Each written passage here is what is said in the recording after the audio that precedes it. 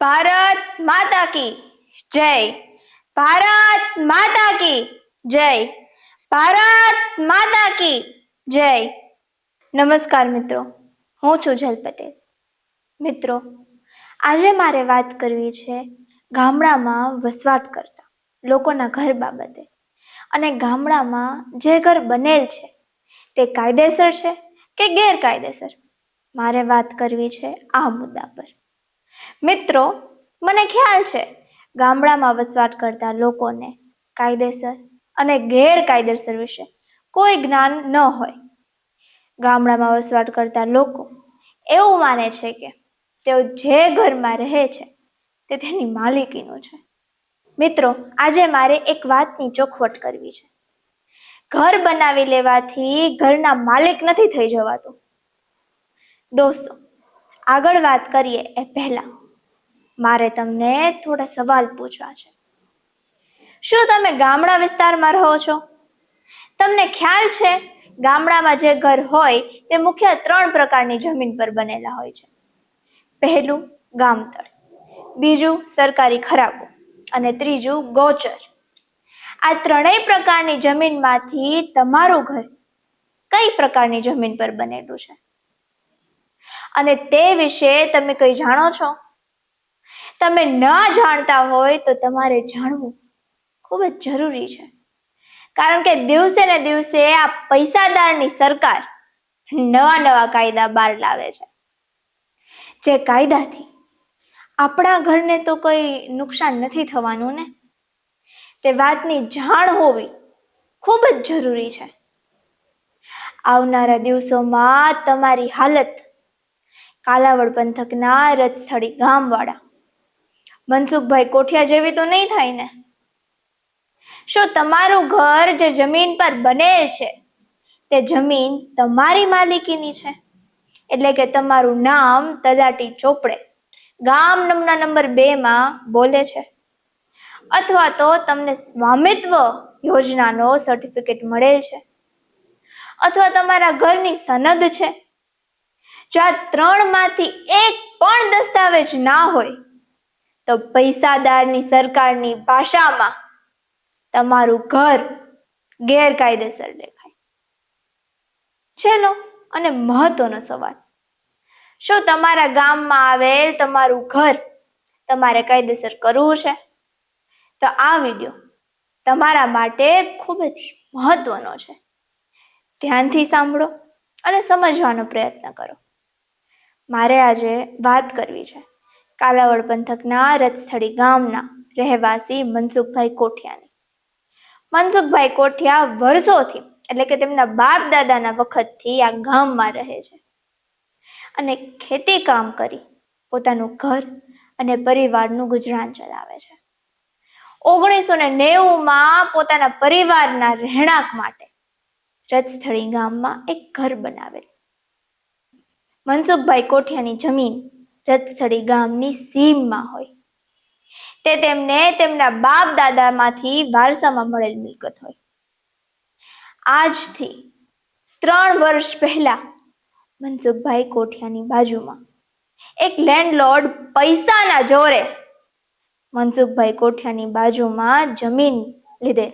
આ પૈસાદાર જામનગર જિલ્લાના જનપ્રતિનિધિ નેતાઓની ચાપલુસી કરતા હોય અને જનપ્રતિનિધિઓ આવા પૈસાદારની વાહ કરતા હોય, જેનો ભોગ આવા ગરીબ મનસુખભાઈ જેવા લોકો બને છે. આ પૈસાદાર મનસુખભાઈને કહેલ કે તમારા દારમાં પાણી સારું છે, એ પાણી મને વાપરવા આપો ને. મનસુખભાઈ માનવતાના ધોરણે 3 થી 4 વખત પાણી આપેલ પણ ખરું.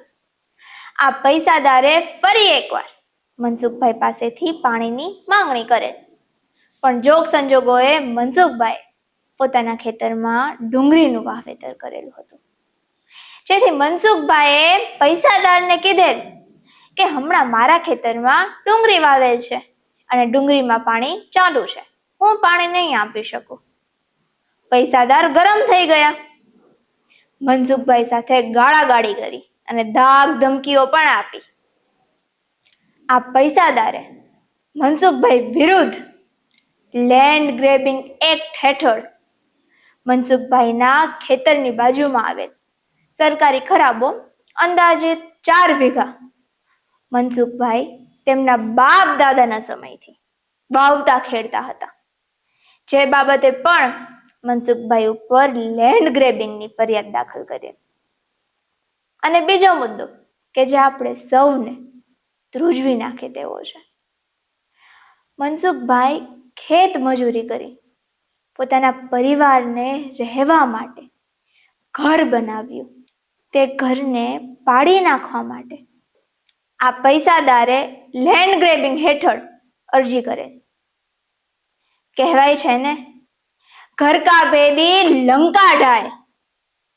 અહીં એવું જ થયું, કારણ કે મનસુખભાઈનું ઘર ક્યાં સર્વે નંબરમાં આવેલ છે તે આ પૈસાદાર જાણતો હતો. મનસુખભાઈ કોઠિયા વિરુદ્ધ જામનગર જિલ્લા કલેક્ટર કચેરીમાં અરજી મળતા જ તંત્ર કામે લાગી ગયું. રાતોરાત તંત્રએ સર્વે કરી લીધું. મનસુખભાઈ જે સરકારી ખરાબામાં ખેતી કામ કરી દેશની આર્થિક વ્યવસ્થામાં વધારો કરવામાં મદદ કરતા હતા, તે દબાણ દૂર કરવા તેમજ મનસુખભાઈ જે ઘરમાં રહે છે તે ઘરના આધાર પુરાવા માંગવા માટે સરકારી તંત્રએ મનસુખભાઈને લેન્ડ રેવન્યુ કોડ કલમ 61 ની નોટિસ ફટકારી. કોડ કલમ 61 ની નોટિસ ત્યારે જ લાગે જ્યારે કોઈ સરકારી ખરાબામાં રહેતા હોય અથવા તે ઘરના માલિક છે તેના કોઈ પુરાવા ના હોય. મનસુખભાઈ કાયદાથી અજાણ હોય, પણ આ કાયદાની જાણ તે પૈસાદારને હતી. કાલાવડ તાલુકાના લાલચુ મામલતદારની નોટિસ મળતા જ મનસુખભાઈ મામલતદાર પાસે પોતાની પાસે રહેલ આધાર પુરાવા રજૂ કરે, જેમાં ઘરનું લાઇટ બિલ, આધાર કાર્ડ, ચૂંટણી કાર્ડ હતું. પણ લાલચુ મામલતદારે કહેલ કે આ બધા પુરાવાથી તમે ઘરના માલિક ન થઈ જાઓ, તમારું ઘર ગેરકાયદેસર કહેવાય. ગામડાના માણસને શું ખબર કે કોને સરકારી જમીન કહેવાય કે કોને ગામતળ. મનસુખભાઈએ કહેલ કે ગામડામાં વર્ષોથી લોકો જ્યાં ખાલી જગ્યા જુએ ત્યાં ઘર બનાવી લેતા હોય છે, પણ લાલચુ મામલતદારે નિર્હૃદય હોય અને રૂપિયાનો ભૂખ્યો હોય, જેથી એને મનસુખભાઈની એક પણ વાત ન સાંભળી. અને તે લાલચુ મામલતદારે સમય જાતા મનસુખભાઈને તે સરકારી જમીનનું દબાણ દૂર કરવા નોટિસ ફટકારી. સરકારી જમીન ઉપર દબાણ ત્યારે જ દૂર થાય જ્યારે મનસુખભાઈ પોતાનું ઘર પાડી નાખે અને મનસુખભાઈને પોતાના ઘરથી હાથ ધોઈ નાખવો પડે. મનસુખભાઈએ એટલી ખેત મજૂરી કરી આ ઘર બનાવ્યું, જેમાં કેટલી મહેનત પડી હશે તે ગામડાનો ખેતી મજૂરી કરતો માણસ જ સમજી શકે. અને બીજી બાજુ મનસુખભાઈએ જે પોતાના ખેતરની બાજુમાં આવેલ ભરતી ભેણીનો સરકારી ખરાબો વાવતા હતા, તે ખરાબો પૈસાદારની સરકારે ખાલી કરાવેલ. અહીં દરેક ખેડૂતે વિચારવાની જરૂર છે. આ વાત એકમાત્ર મનસુખભાઈ કોઠિયાની નથી. હરેક ખેડૂત પોતાની બાજુનો સરકારી ખરાબો વાવતા હોય છે. ખેતીકીય ઉત્પાદન કરી દેશની આર્થિક વ્યવસ્થામાં વધારો કરતા હોય છે. પણ ગામડાનો માણસ, ખેડૂત કે ગરીબ લોકો સરકારી જમીન ઉપર રહેણાંકના હેતુ માટે ઘર બનાવે તે ગેરકાયદેસર લેખાય. પણ જો રિલાયન્સ કંપની જામનગર જિલ્લામાં હજારો વીઘા સરકારી જમીન મેળવી લે તો તેને બિઝનેસમેન કહેવાય. શું આ જામનગરની જનતા સાથે પૈસાદારની સરકાર ભેદભાવ નથી કરતી તો સરકાર બીજું શું કરે છે? અને પૈસાદારની સરકાર બીજી બાજુ મનસુખભાઈ કોઠિયા જેવા લોકો માત્ર 1500 ફૂટના સરકારી ખરાબામાં ઘર બનાવી રહે છે તો તેને દબાણ દૂર કરવાની નોટિસ આપે છે. આ મુદ્દે જનતાએ વિચારવાની જરૂર છે. જે લોકોના ઘર સરકારી જમીન પર બનેલા છે તે લોકો શું મનસુખભાઈ કોઠિયાની જેમ દબાણ દૂર કરવાની નોટિસ આવશે તો તેઓ શું કરશે? સરકાર તેમને દબાણ દૂર કરવાની નોટિસ આપે તે પહેલા જાગો અને તમારા ઘરને કાયદેસર કરવા માટે સરકારને સરકારી ધારાધોરણ મુજબ અરજી આપી આપણા ઘરને સુરક્ષિત કરો. તમારા માટે અને તમારી આવનારી પેઢી માટે આ સમસ્યાનું માત્ર એક જ સમાધાન છે અને તે છે આપણા દેશનું સંવિધાન. આપણા ઘરને સંવિધાન કેવી રીતે બચાવી શકે અને મનસુખભાઈ કોઠિયાનું ઘર કેવી રીતે બચાવ્યું તે વિશે હું આપ સૌને જણાવીશ. આપણા દેશના સંવિધાનનું આર્ટિકલ 14 દરેક નાગરિકને સમાનતાનો હક આપે છે. કોઈ ગરીબ હોય કે કોઈ ધનવાન, કોઈ પણ ધર્મ, જ્ઞાતિ, જાતિના ભેદભાવ કર્યા વિના સંવિધાનમાં સમાનતા આપે છે. તારીખ 16/1/2025 મનસુખભાઈ કોઠિયાને કાલાવડના મામલતદારે નોટિસ મોકલેલ. જે નોટિસમાં મનસુખભાઈ કોઠિયાના ઘરને પાડી નાખવાની આખરી નોટિસ હતી. આ નોટિસમાં ચેતવણી આપવામાં આવી હતી કે મનસુખભાઈએ જે પોતાની મહેનતથી બનાવેલ ઘર જાતે પાડી નાખવું અને જાતે નહીં પાડે તો આ પૈસાદારની સરકારના કર્મચારી પાડી નાખશે. આ નોટિસ મળવાથી મનસુખભાઈ ખૂબ જ હેરાન થઈ ગયા. મનસુખભાઈને કોઈ સલાહ આપી કે થોડા દિવસ પહેલા જામનગર તાલુકાના ધુતારપર ધુળસિયા ચંદ્રગઢ ગામના 85 ઘરના માલિકોને કોડ કલમ 61ની નોટિસ મળી હતી. જે નોટિસ જામનગરમાં આવેલ મધોસ ફાઉન્ડેશન દ્વારા હાઈકોર્ટમાં રદ કરાવી નાખેલ. તમે એકવાર તે સંસ્થાનો સંપર્ક કરો. જે વાત સાંભળી મનસુખભાઈ અમારા મધોસ ફાઉન્ડેશનની સંસ્થામાં તારીખ 28/1/2025 બપોરે 12 વાગે આવ્યા અને પોતાની વિગતવાર વાત કરી. જે વાત સાંભળી મધોસ ફાઉન્ડેશનના કર્મચારીઓએ સંસ્થાના વિદ્વાન વકીલ શ્રી પ્રશાંત શર્માને કરેલ.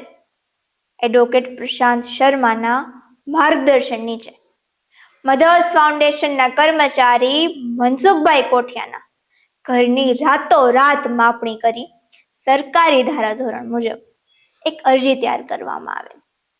જે અરજી તૈયાર કરી તારીખ 29/1/2025 જામનગર કલેક્ટરશ્રીને આપવામાં આવેલ.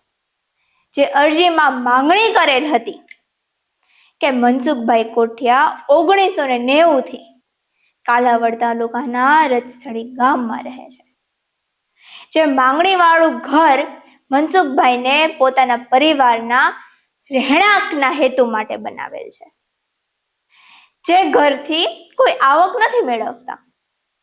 મનસુખભાઈ કાયદાથી અજાણ. તેને હમણાં જ ખ્યાલ આવ્યો કે થોડા સમય પહેલા ચંદ્રગઢ, ધુતારપર, ધુળસિયા, લોઠિયા, રસુલનગર ગામના લોકોએ સરકારી ધારાધોરણ મુજબ ઘર રેગ્યુલરાઇઝ કરવા માટે અરજી કરાવેલ છે. જેથી મનસુખભાઈએ પણ પોતાનું ઘર સરકારી ધારાધોરણ મુજબ રેગ્યુલરાઇઝ કરવા માંગેલ છે. અને વિશેષમાં પોતાની અરજીમાં લખેલ કે અગાઉ સરકારે રિલાયન્સ કંપનીના કર્મચારીઓના, આમાં ગૌર કરજો, રહેણાંકના હેતુ માટે ખાવડી ગામના સરકારી ખરાબામાંથી 300 વીઘા જમીન રિલાયન્સ કંપનીને દાનમાં આપી દીધી. આ જ પૈસાદારની સરકાર ગામડાના માણસો સરકારી ખરાબામાં ઘર બનાવી રહે છે તેને ખાલી કરાવે છે અને તેને ગેરકાયદેસર કહે છે. અને આપણા દેશના આર્ટિકલ 14ને ધ્યાનમાં લઈ મારી માંગણી વાળી અરજી મંજૂર કરવામાં આવે. મિત્રો, મનસુખભાઈએ તારીખ 29/1/2025 જામનગરના કલેક્ટરશ્રીને અરજી કરી. અરજદારની અરજીને મધર્સ ફાઉન્ડેશન દ્વારા અમદાવાદ એડવોકેટ શ્રી પ્રશાંત શર્માને વોટ્સએપ મારફત મોકલી આપેલ. અરજીના આધારે એડવોકેટ શ્રી પ્રશાંત શર્મા સાહેબે ગુજરાત હાઈકોર્ટમાં સ્પેશિયલ એપ્લિકેશન તૈયાર કરવા માટે ડ્રાફ્ટ બનાવેલ, જેને તેઓએ ઈમેલ મારફત મધર્સ ફાઉન્ડેશનની જામનગરની ઓફિસ ખાતે મોકલી આપેલ. મધર્સ ફાઉન્ડેશનની સંસ્થામાં ઈમેલ દ્વારા આવેલ અરજીની પ્રિન્ટ કોપી કાઢી અરજદારના સહી સિક્કા કરી અમદાવાદ રાતોરાત કુરિયર દ્વારા મોકલાવેલ.